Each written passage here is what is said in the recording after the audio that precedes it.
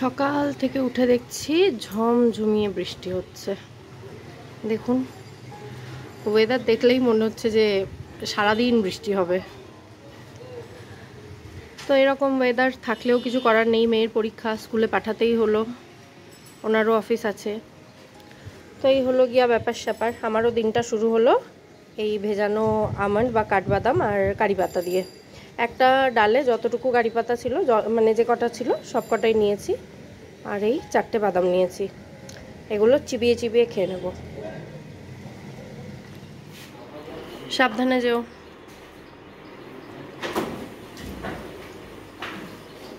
Good afternoon বন্ধুরা, মেঘার সাথে বাঙালিয়ানার আরও একটি নতুন ব্লগে আপনাদের সবাইকে স্বাগত। আশা করি আপনারা সবাই খুব ভালো আছেন এবং সুস্থ আছেন। আমরাও সকলে খুব ভালো আছি।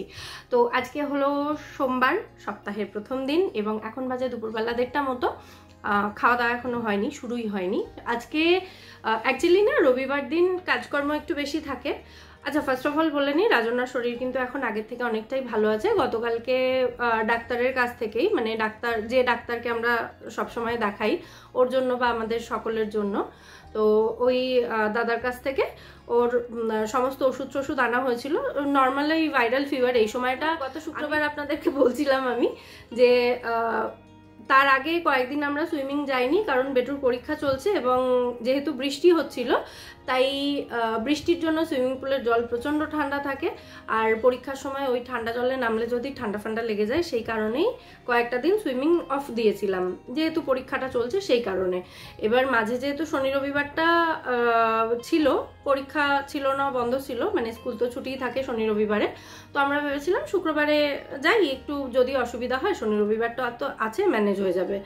তো মোটামুটি শুক্রবার দিন গেলাম। আগের ব্লগে আপনারা দেখেইছেন, মানে লাস্ট টু লাস্ট ব্লগে সম্ভবত আপনারা দেখেইছেন, শুক্রবারে আমরা সুইমিং গেলাম, আর তারপর থেকে যে ভয়টা আমি পাচ্ছিলাম সেটাই হয়েছে।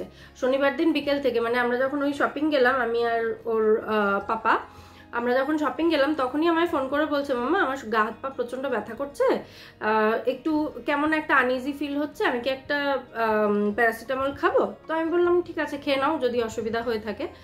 তো খেলো। তখন তো ঠিকঠাকই ছিল। এবার রাত্রেবেলা দেখছি, মানে রাত্রেবেলা যখন শোয়া হয়েছে 11টা সাড়ে 11টা নাগাদ, দেখছি প্রচণ্ড জ্বর এসছে। এবার সেই সময় একটা প্যারাসিটামল দিয়েছি, যেহেতু সন্ধ্যেবেলা খেয়েছিল, ওই 4:30 5টা নাগাদ খেয়েছিল, তো তারপর থেকে, মানে বিকেলবেলা খেয়েছিল, সন্ধ্যে নয়, বিকেলবেলা খেয়েছিল। তো তারপর থেকে ওই আবার 11:30টা নাগাদ একটা প্যারাসিটামল দিয়েছি। এবার দেওয়ার কিছুক্ষণ পরেই না সেটা তুলে দিয়েছে, ও সঙ্গে যা যা খেয়েছিল সব কিছুই একসাথে তুলে দিয়ে এসছে। তো তখন না, যেহেতু প্যারাসিটামল ডোজ যদি বেশি হয়ে যায়, বাই চান্স এবার উঠেছে যে তার মধ্যে ওষুধটা বেরিয়েছে কি বেরোয়নি, আমি তো সেটা দেখিনি। প্যারাসিটামলের ডোজ কম হলে যেমন কাজ হয় না, অতিরিক্ত মানে ওভারডোজ হয়ে গেলে কিন্তু ভীষণ ক্ষতি হয় শরীরের। তো সেই কারণে বললো যে না, দেওয়ার দরকার নেই, তো আমি আর দিলাম না। এবার রাত্রেবেলাটা কোনো রকমে, মানে ওই যে ওষুধটা দিইনি, আমার এবার টেনশন হচ্ছে, কিছুতেই ঘুম আসছে না ঠিক করে। বাচ্চার শরীর খারাপ থাকলে দেখবেন এমনিই ঘুম আসে না। এবার আমি ভাবছি কখন জ্বর আসে, কি হয়, বারবার খালি কপালে হাত দিয়ে গায়ে হাত দিয়ে দেখছি যে ঠিক আছে। তো দেখলাম মোটামুটি রাতটা গেল। এবার যেই ভোরবেলাটা, মানে ওই 5টা কত নাগাদ দেখলাম, 5:30টার মধ্যেই হবে, তো তখন দেখছি প্রচণ্ড পরিমাণে জ্বর এসছে। এবার ওষুধ না দিলেই নয়, তার আগে জলপট্টি দেওয়া হয়েছে একটু। আর তখন আমি জিজ্ঞেস করলাম ওকে যে এবার তাহলে একটা ওষুধ দিই? বললো হ্যাঁ, আমার শরীরটা খারাপ লাগছে। তো আমি উঠলাম, উঠে ওকে একটা বিস্কুট দিলাম, আগে একটা বমির ওষুধ দিলাম, যেহেতু বমি হয়েছিল আগের দিন, মানে রাত্রেবেলা বমি হয়েছিল, তাই বমির ওষুধ দিয়ে একটা বিস্কুট খাওয়ালাম, খাইয়ে একটু জল খাইয়ে তারপর আবার একটা প্যারাসিটামল দিলাম, যে সকাল পর্যন্ত অন্তত একটু স্টেবল থাকুক, তারপর ডাক্তারের চেম্বার থেকে গিয়ে ওষুধ নিয়ে আসা যাবে ওর জন্য। তো দাদাকে বললাম, দাদা বললেন হ্যাঁ এই সময় তো, আর সর্দিও হয়েছে সঙ্গে, তো বললেন ভাইরাল ফিভারই, তুমি এগুলো খাইয়ে দাও। তো সেইভাবে অ্যান্টিবায়োটিকও উনি দিয়ে দিয়েছেন।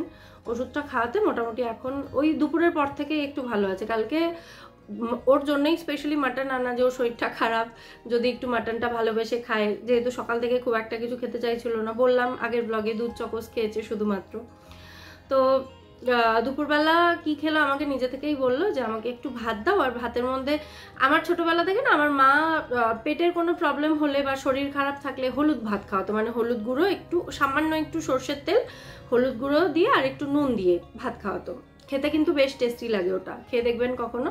তো আমার মেয়েকেও আমি ওরকম পেটের কোনো সমস্যা হলে বা একটু শরীর অসুস্থ থাকলে সেগুলো দিই। ও নিজে থেকেই আমাকে বললো যে দুপুরবেলা আমাকে এখন আর তরকারি দিও না, আমাকে একটু হলুদ ভাত দিয়ে দাও, আমি একটু হলুদ ভাত খাই, তারপরে যদি শরীরটা ঠিক হয় আমি মাটন রাত্রে খাবো।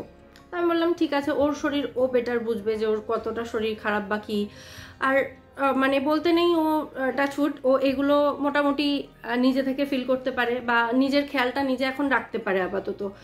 তো সেইভাবেই ওকে একটু ওই হলুদ ভাত দিয়ে দিলাম। তারপরে অ্যান্টিবায়োটিকটা ছিল দুপুরে লাঞ্চের পরে, বলেছিল মানে ডাক্তার বলেছিলেন যে লাঞ্চের পরে অ্যান্টিবায়োটিকটা দিতে।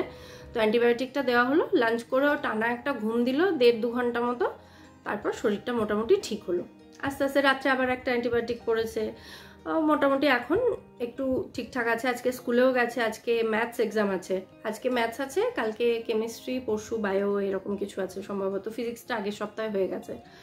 তো যেহেতু পরীক্ষা চলছে আর শরীরটা এখন আপাতত একটু ভালো আছে, পরীক্ষা না থাকলে আমি স্কুলে পাঠাতাম না আজকে বা কালকে, 2-1 দিন ছুটি করাতাম।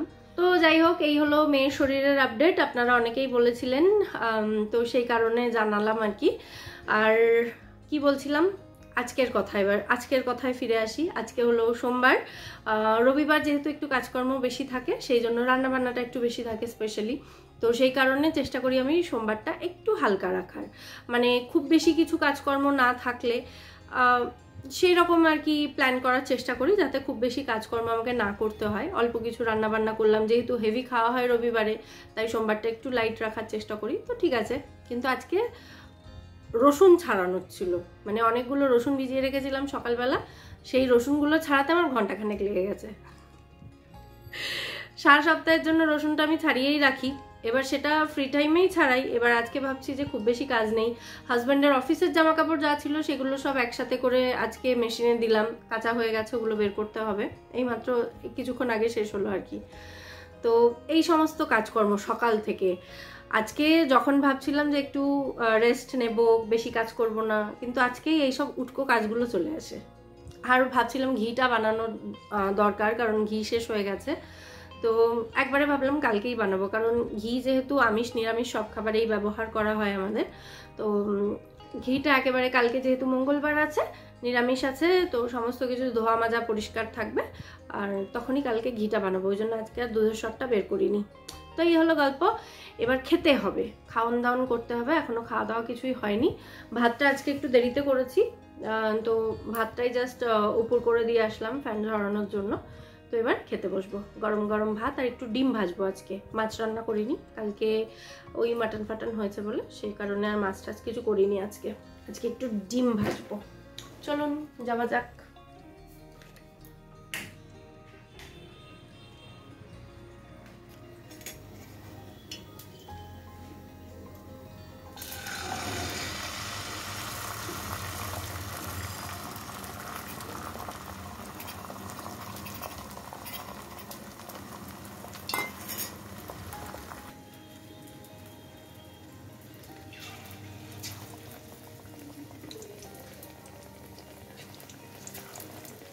আমি কেমন কুড়ে ভাবুন, যতটুকু পেঁয়াজ কাঁচা লঙ্কা কুচোনো ছিল ততটুকু দিয়ে একটা ডিম ভাজা যেত বলে একটা ডিম ওই পেঁয়াজ কাঁচা লঙ্কা দিয়ে ভেজেছি, আর একটা ডিম পোচ করেছি।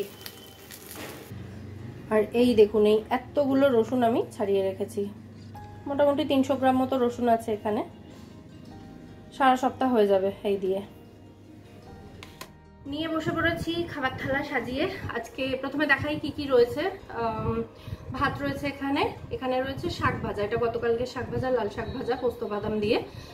যেহেতু 3 জনের শাক ভাজা ছিল, মেয়ে তো খায়নি, তো মেয়েটা রয়েছে, ওকে আর বাসিটা দেবো না, ওটা আমি নিয়ে নিলাম। এখানে রয়েছে কুমড়ো ভর্তা, মানে কুমড়ো চোখা টাইপের আর কি, কুমড়ো স্টিম করে নিয়ে, জলে সেদ্ধ করা না, ভাপ দিয়ে সেদ্ধ করা আর কি, স্টিম করে নেওয়া। তো তারপর সেটাকে রসুন, শুকনো লঙ্কা, কালো জিরে ভেজে একদম অল্প তেলে ভেজে মেখে নেওয়া, কড়াইতেই নেড়ে চেড়ে। রয়েছে ঢ্যাঁড়স এবং পেঁয়াজ একসাথে ভাজা, শসা রয়েছে, আর তার সাথে রয়েছে এখানে এই যে কুমড়োর বড়া, 2টো কুমড়োর বড়া নিয়েছি, 1.5খানা বড়া চলে এটাকে, কুমড়োর বড়া, এটা মেয়ের জন্য করে দেবো বলে রেখেছি। আর রয়েছে একটা ডিম ভাজা, একটা ডিম পোচ, এটাও ভাজা বলাই চলে, 2 পিঠ থেকেই ভাজা আর কি। তো খাওয়া স্টার্ট করি। প্রচুর কিছু আছে, মানে ডালও ছিল, তারপরে সকালে ডাল করেছিলাম সেই ডালটাও রয়েছে, তো সেটা আর আমি নিইনি, ওটা আর এখন খেতে ইচ্ছা করছে না, রাত্রিবেলা খেয়ে নেবো।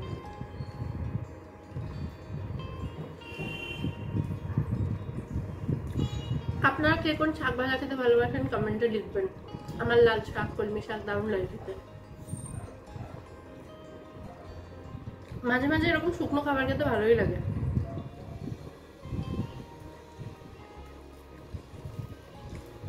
একটু বেশি ঝাল দিয়ে এই কুমড়ো ভর্তাটা করে দেখবেন, দারুণ লাগে খেতে।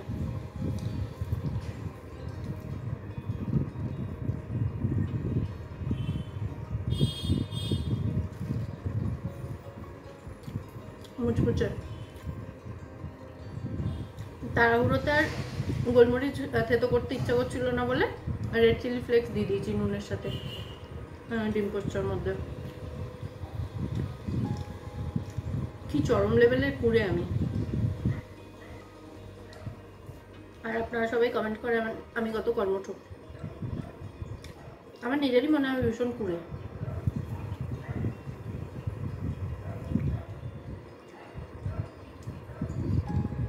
আমি সেই খাওয়া শুরু করেছি না, তার আগে থেকেই বোধহয় ডিম ভাজতে শুরু করেছি, কুমড়োর বড়াটা ভাজলাম, তখন থেকে ওই ডগিটা চিৎকার করছে, গলা ব্যথা করে না, এখনো পর্যন্ত করছে। আর আগের দিন যে বাঞ্ছারাম থেকে মিষ্টি নিয়ে আসলাম অ্যাক্সিস মল থেকে, দারুণ ছিল মিষ্টিগুলো। তার আগের দিন কেসি দাসের অভিজ্ঞতা ভীষণ খারাপ ছিল। বলে সবার জ্বর, তাই না?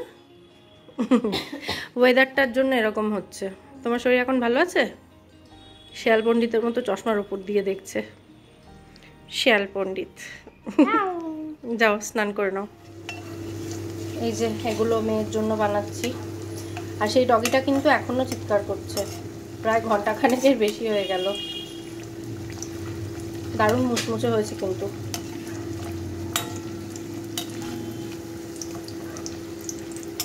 হয়ে গেছে এগুলো।